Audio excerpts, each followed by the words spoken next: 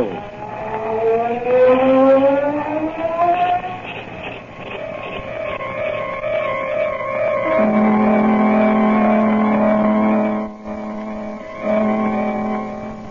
Sweeping down upon the underworld to smash gangland, the friend of the unfortunate, enemy of criminals. A mysterious, all-powerful character, a problem to the police, but a crusader for law. In reality, Dan Garrett, a rookie patrolman, loved by everyone but suspected by none of being the Blue Beetle.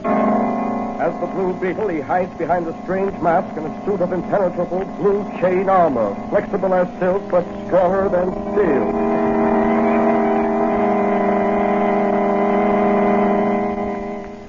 Today's episode of the Blue Beetle is entitled Death Strikes from the East. In the city's Chinatown, sons of the Orient are restless, uneasy. The police department expects war between rival tongues to break out at any moment and is prepared. What is behind this uneasiness? Is it something that concerns only the Chinese? Or is there an Occidental hand at work, pulling the strings like a phantom puppeteer?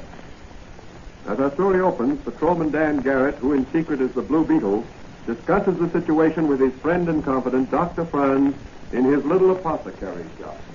You know, Brett, leaning here on this counter, it's hard to realize that you and I are only a few city blocks away from the Orient. You're referring to Chinatown? Yeah. I wish I knew what was going on down there. Do you think rival towns are about to war on each other? Nope, I don't. Then what do you think is causing this unrest the newspapers speak of? Fear and resentment. Resentment? Of whom? Of us. You mean the police? No. The white race. But what have we done to them? We don't molest them. No, it isn't that. I think there's some sort of a racket going on down there. Are you going to do anything about it? Well, I'm going to ask the chief to assign me to a beat in Chinatown. You'd better be careful, Danny. You could disappear down there and no one would ever find you. Oh, I'll be careful, all right. I've got a friend down there. A Chinese? Yeah. Restaurant keeper, Ling Wan. Cultured gentleman. I saved his life once, and he's never forgotten. I'd imagine he could be very helpful. Well, I've got to run down to headquarters now. Maybe Manigan and I can both get assigned to that district. Well, good luck to you, Danny boy. Thanks, Doc. So long. Patrolman Dan Garrett is headed for the Orient.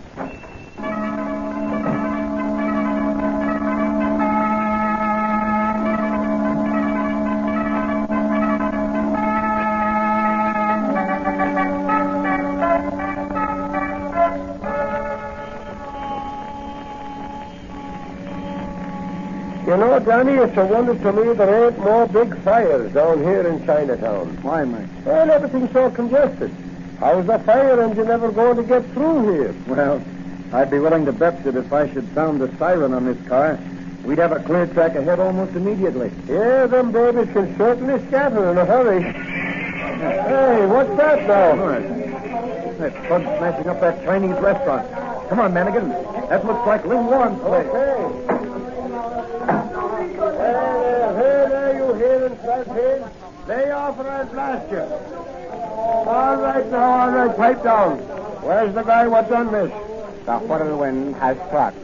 Who knows whither the whirlwind goeth? Hey, what kind of talk is that? Whirlwind me eye, it was a bunch of hoodlums. Hello, Ling Wan. Ah, my friend, the Honorable Dan Garrett. After the whirlwind, the face of the sun appears to spread light upon a dark and dreary scene. I'm afraid the face of the sun has appeared too late to be of any help to you, Ling Wan. That which hath been is done. Yeah, but we're the law, and we want to know who done it. Ling Wan, this is my friend and brother officer, Mike Manigan. The devastation which is mine is honored by the presence of a friend of the brave and honorable Dan Garrett. Well, now, we'd like to get the facts in this case. Suppose you let me talk with Ling Wan, Manigan. Or you make a report on this. I've had a hunch something like this was happening frequently here in Chinatown.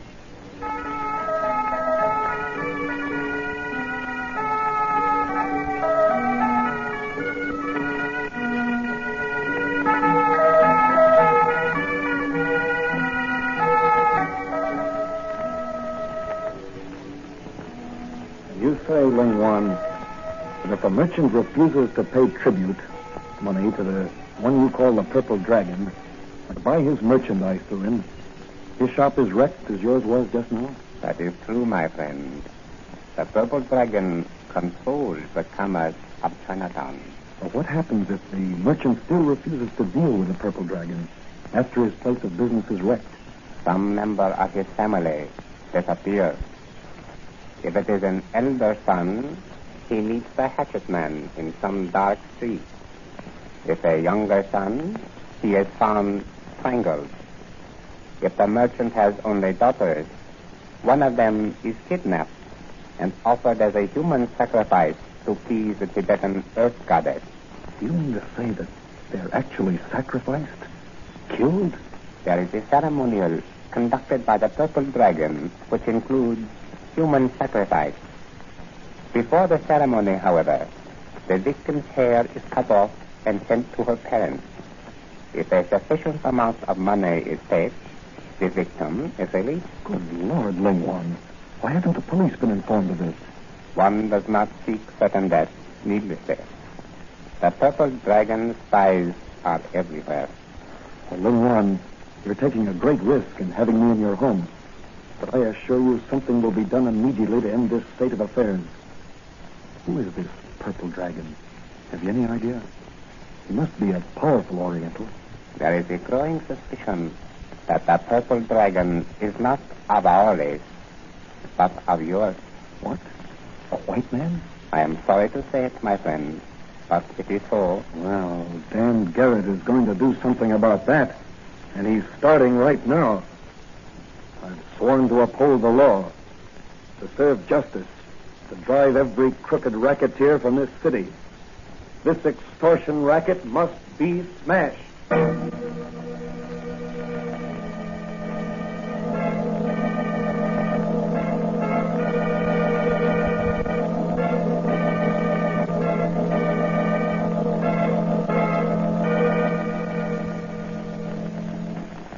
Doc, I've never heard of such a fiendish method of extracting money from honest businessmen. And you say Ling Wan believes the Purple Dragon to be a white man? That's right. He must be a very rich man. Yes, I imagine there are very few who refuse to pay tribute or to purchase their supplies through that crook. Well, so far as you know, the Purple Dragon has confined his extortion activities to Chinese merchants. Yes. I feel certain that if his operations extended beyond the confines of Chinatown, the police would have heard of it. I wonder what the extra's about. Oh, just a minute, Doc. I'll buy a paper. You read all about it. Commissioner Warren's daughter kidnapped. Here you are, boy. Yes, sir. Thank you. Extra, read all about it. Well, what do you know about this, Doc? Well, what is it, Danny? Commissioner Warren's daughter was kidnapped last night as she left a dance at the casino. Commissioner Warren? Yes, the commissioner of markets. I wonder what's back of that. The kidnappers can't expect to get much money out of Warren. He's not wealthy. No, and he's one of our most efficient officials. Say, you don't think... Well, what is it, Danny? I'm going over to Commissioner Warren's house and make a little investigation. Hey, what's that? Someone just threw a stone through the store window. Oh, here it is. There's a note tied to it. Well, what does it say, Danny? It says, devastating tornado descend upon honorable place of business. If inquisitive patrolman Garrett extend nose into Chinatown. And it's signed the Purple Dragon. Let me see that note. Yeah. It's apparently written with a brush, such as Chinese use. Yes. But it wasn't written by a Chinese. What do you mean? The Chinese writing is distinctive. The technique of Chinese brush writing is such that even if the Chinese were writing in English, the brush marks would be distinctively Chinese. This note was written by a man who at one time might have lettered addresses on shipping cases. A shipping clerk, I would say. Well, that's very interesting, Doc. And the Purple Dragon, or whoever writes his notes for him, is a white man. Well, Doc, this note spikes my guns. I can't endanger you and your business. Oh, don't be silly, Daddy. Don't be silly. Your duty comes first. I can take care of things here. And just let somebody start something. There are things in my laboratory back there that will make them wish they'd stayed away. Well, I've got to be going, Doc. Take care now and don't worry. I'm not going to Chinatown. My next call is in the opposite direction.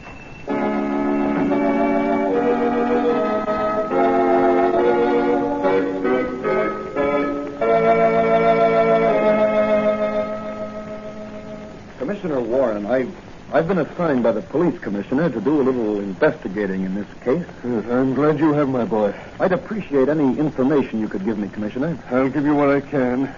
Have you any enemies? Yes, plenty of them.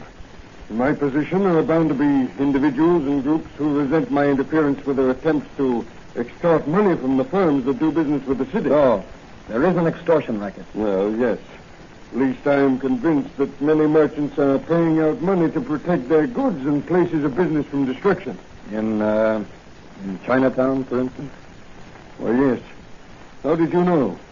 I have a friend in Chinatown. I see. Well, to be frank with you, I've been conducting a quiet investigation down there.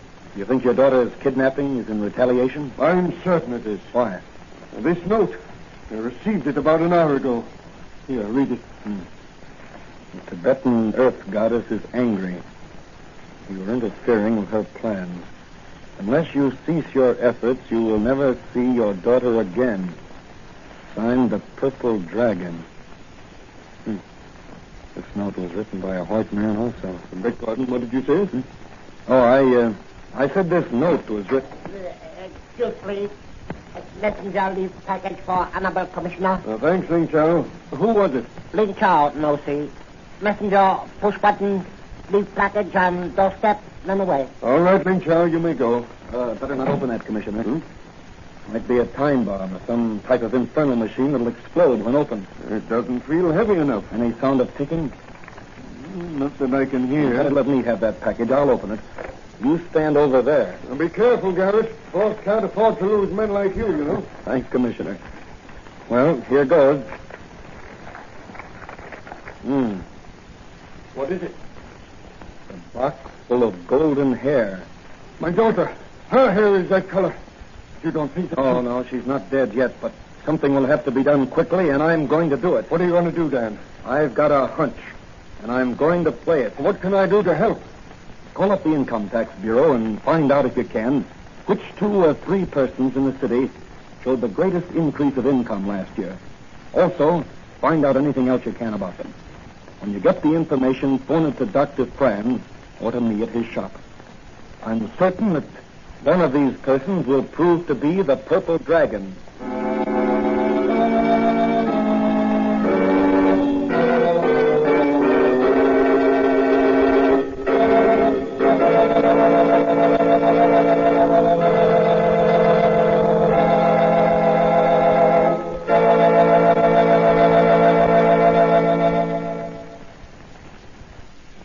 What does Dan Garrett plan to do next? Will his activities draw down upon his good friend Dr. Franz the wrath of the Purple Dragon? What will happen when the Blue Beetle faces the Purple Dragon? Meanwhile, in a room adjoining the auditorium of a little Chinese theater deep within the confines of Chinatown, a group of hard-faced men are receiving instructions from their chief. I want you men to get this straight. There must be no slip-up. At 11:30 tonight, you have Commissioner Warren in this theater, or else. I don't care how you get him here, but get him. Sure, boys, we'll get him. You're bringing him in the back way. Put him in one of the boxes to the left of the stage. Is that clear? Yeah. You 2 men stay with him. Tell him if he makes a move to escape, he'll never see his daughter alive again. You got that straight? Yeah, we got it straight. Well, and you leave the rest to the Purple Dragon.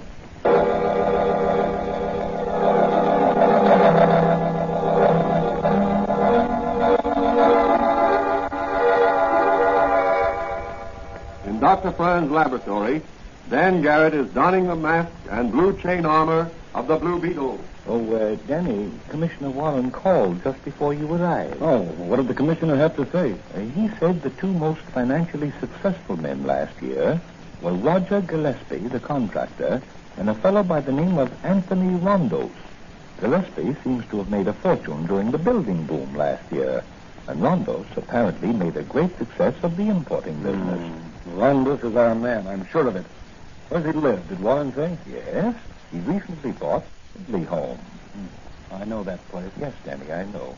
I remember you visited the house secretly one night while you were making an investigation of Banker Ridley's strange death on the operating table. That's the place. Well, that'll be the Blue Beetle's first call tonight. So long, Doc.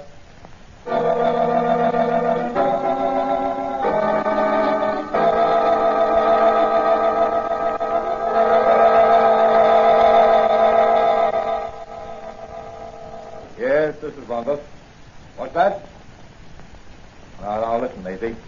I won't be able to see you tonight. I'm going with some of the boys to a show. A Chinese masquerade. What? Why, I'm going as the Purple Dragon. Yeah, ain't that something? Yeah. Yeah, well, goodbye. I got to get going.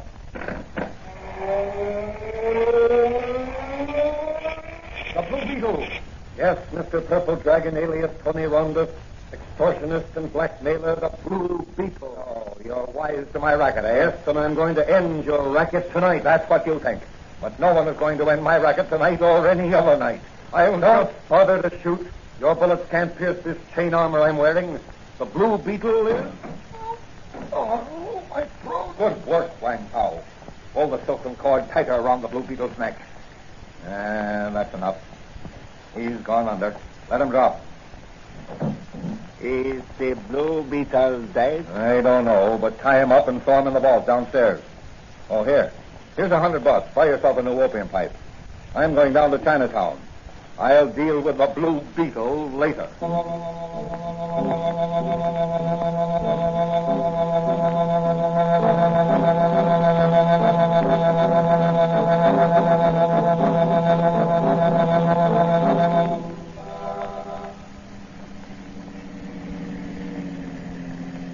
I demand to know where you're taking me. To see your daughter, Commissioner Warren. Where is she? Where have you hidden her? If you've harmed the hair of her head, I'll... Don't worry, Commissioner.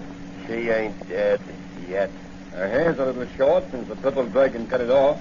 But that was necessary for the part she's playing tonight. Part? What part? She's playing a part in a Chinese play. What sort of a game is this? My daughter's not an actress. Let me out of here.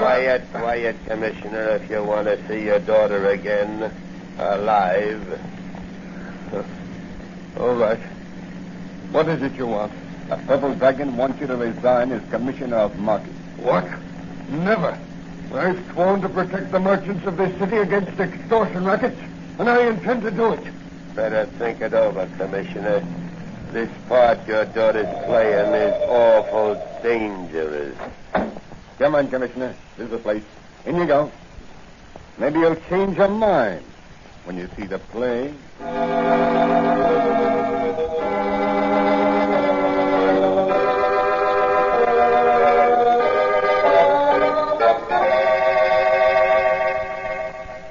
Meanwhile, in his laboratory, Dr. Franz is working on some of his interesting experiments. Yeah. Now, let's see. 4 cc's of number 17. Someone out front in the store. Coming. You always same Doc Franz? Yes, I am Dr. Franz. What can I do for you?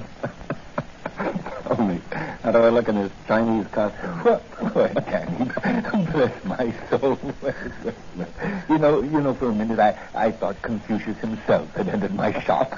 And my disguise was good. Oh, it's excellent, Danny, excellent.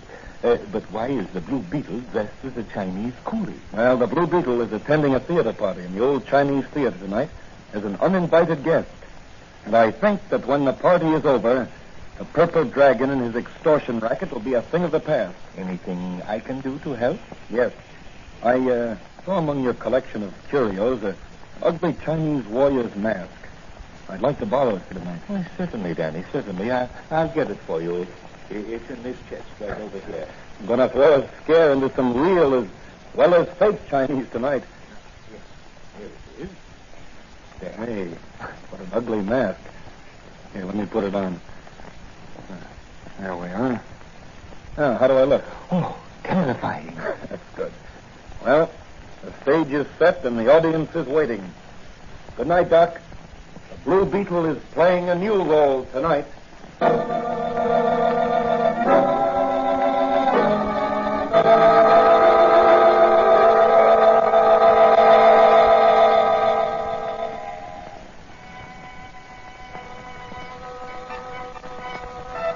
In a dimly lit auditorium, a hushed group of Chinese merchants await the performance they have been ordered to attend.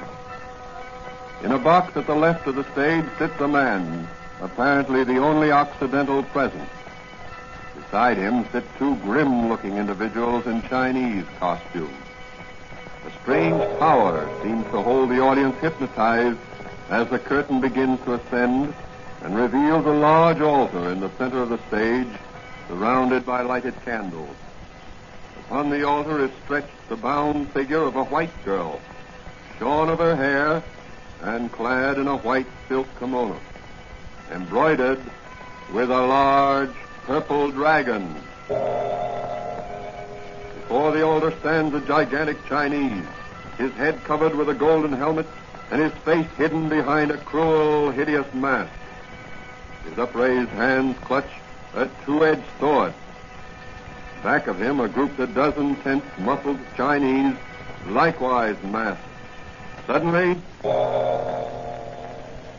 mighty Tibetan goddess angry, the white infidel has defied her will, so Tibetan goddess must be appeased. Human sacrifice must be made upon the altar. No, that's my daughter. Tibetan goddess, speak again. Have I say, death to white maiden. No, I'll do anything. What is it you demand? White infidel interfere with priest of Tibetan earth goddess. He encouraged Chinese merchants to withhold tribute. I, priest purple dragon, demand you resign from high office. No, I won't resign. This is a racket. You and your gang of cut out the fingers. 3 times earth goddess has spoken. Her verdict is death to white maiden. Only her blood upon this altar will appease earth goddess. The Blue Beetle. Yes, the Blue Beetle. Reincarnation of the Oriental God, the final judgment. There's a Blue Beetle, that crazy Chinese mask appeared in the Oh, he's a fake. The real Blue Beetle is in the vault of my home. Wang Chao put him there. Earth goddess in person. He calls for sacrifice. Oh, earth goddess, I give you your... Drop that sword or I'll blast you with my magic ray. The word of earth goddess is in ruling. He cannot be touched. Ruling this earth goddess of sacrifice. Get the Blue Beetle. You ruin our racket. Come, Bugsy, Linton, one bang on all of you. Real Chinese, big Chinese, I can handle you all. This is for you, Muzzy. There goes your masked purple dragon, and here you go. And here comes the police to pick up the pieces. Hey, come on, let's get out of here. The cops are... Oh, you don't? There'll be room for you in the wagon. Look out, Blue Beetle, that Chinese, the sword. That will take care of you. These Chinese devils are sword. Thanks, Commissioner, for the warning. Hey, you merchants in the audience. Here's your chance to clean up your own racket. Go do it, Miner. Clean out the rats that have been infesting your business. No more will the purple dragon take the sword of human sacrifice over your head. He has been unmasked by the Blue Beetle. The Blue Beetle's work is done.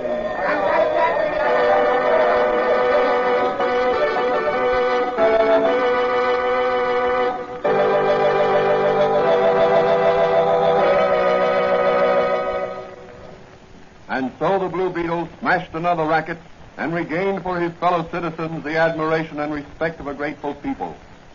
Later that night, the Patrolman Dan Garrett, no longer in the costume of the Blue Beetle, sits in Dr. Franz's laboratory discussing the case with Dr. Franz. Well, Danny, what gave you your first clue? The package of hair the commissioner received. And to think that such things can be. Why didn't some of those Chinese merchants report this racket to the police? Fear of vengeance. You know, Doc, fear is the greatest enemy of mankind. Back of every hatred, every failure, every broken human relationship. That's very true, Danny. Well, Doc, I'm going along now. Got to get some sleep sometime. That's true. Patrolman Dan Garrett has to rest if the Blue Beetle wants to fly. Good night, Doc. I'll drop in tomorrow and see how you're coming along with that new portable television set you're building.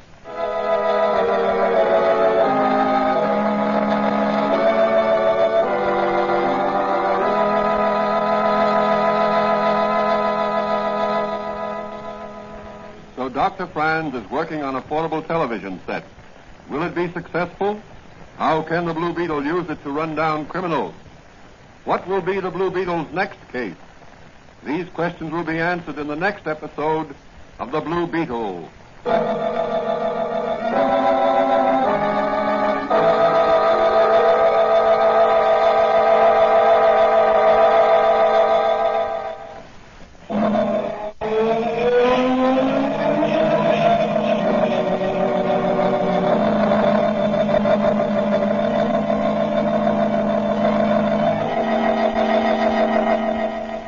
The Blue Beetle is a copyrighted Fox feature appearing in Mystery Men Comics magazine on sale at your newsstand. The Blue Beetle is on the air twice a week on this same station. Consult the broadcast schedule in your local newspapers. And don't forget to listen in.